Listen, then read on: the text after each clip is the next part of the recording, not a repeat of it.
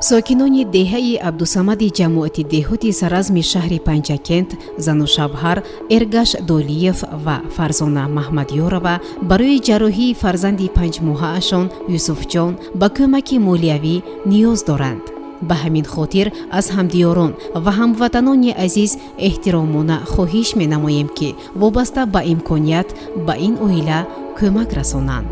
ҳамдиёрон, ҳамватанон, аз шумо илтимос мекунам ки якта писари майдакам касал ҳамга ёрдам тетон. Писари мана оператсия кардан дар кор чашмашана.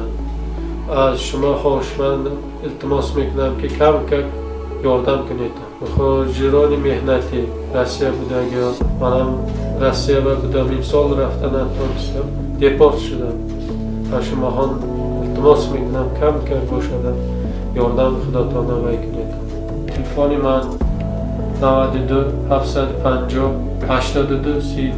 ба номи оила дар бонки Имон Интернешнл суратҳисоби кӯмак таҳти рақами 63 74 60 00 00 00 85 40 723 кушода шудааст.